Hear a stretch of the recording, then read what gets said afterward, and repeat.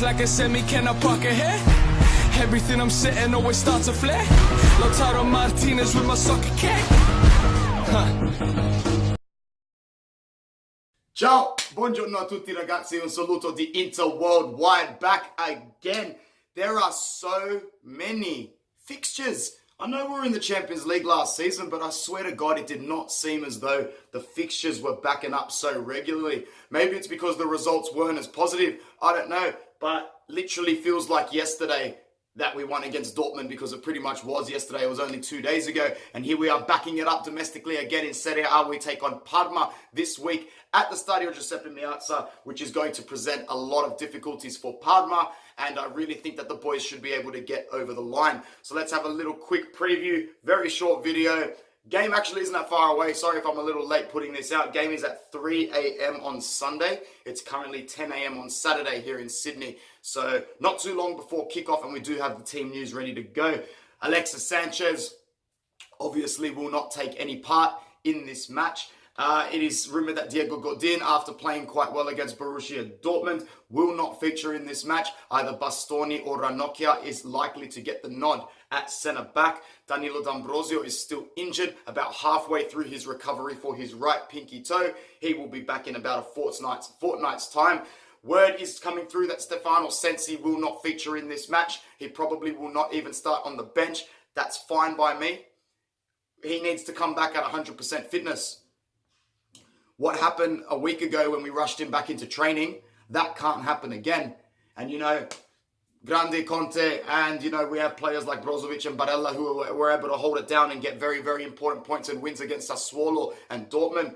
But they were still difficult games without Sensi. So we need him back ASAP, but not for this weekend against Parma. It would definitely be the wrong decision to play him against Parma. So we're probably looking at a back three of, in my opinion, Skriniar, De Vrij. Grande De Vrij, man, if he has another Colossus game this weekend, he's easily the player of the season so far. And most likely Bastoni, who is growing into the team. And this is the perfect match for him. Conte's done very well getting him a few minutes into from now, getting him the start as well against Sassuolo, because now he can play against Parma, and I don't think he'll find it as difficult as he did against Sassuolo. So that could work in Bastoni's favour. On the left-hand side, Asamoah was so good against Dortmund. I kind of want him to start.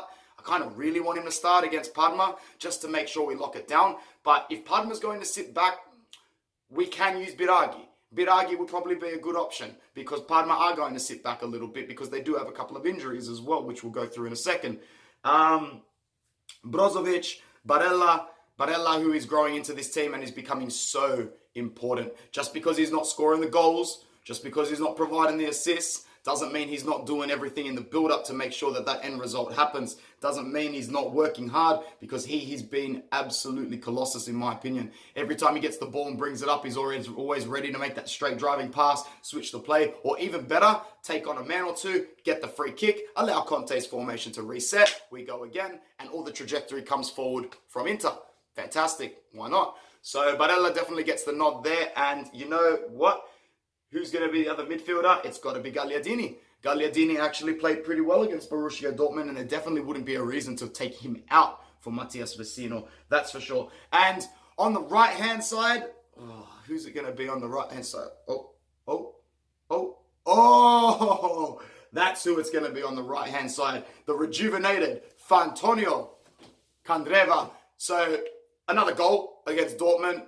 And he's just a new player under Conte. He's a confidence kind of player. A lot of the time we saw him putting him at 110% under Spalletti, only to come up with a really shitty end product. He was a product of his environment, it seems, because Conte has rejuvenated him very, very well. Up top, this is where it actually gets tricky for the first time in a while. Lukaku probably does need a rest. He's a confidence player. Do you rest him now for a 17-year-old Esposito? Let us know in the comments below. Perfect game for Esposito to start. He had 30 Champions League minutes under his belt, and he could definitely start against Parma. But is this a game where you can almost guarantee Romelu Lukaku a goal or two? And if so, do we keep that up for his confidence? Because we all see how important the confidence and the momentum is for Romelu Lukaku. Lautaro Martinez, straight fire. He's not going anywhere, but the starting 11, he needs to start. Just a quick mention of the bench players. Vecino and Politano will probably look at getting some minutes. Politano, I feel like we haven't seen him on the field in a while, so I definitely think he's playing against Parma. In terms of the Parma side, couple of injuries, most notable to Bruno Alves and Roberto Inglese. That is going to force them to struggle. I only see the threats coming from Gervinho. They will play Matteo Darmian, I think, as one of the wing-backs, but the only threat at the moment, in my opinion, is coming from Gervinho. There is no Di Marco, left foot to score from 35 yards out.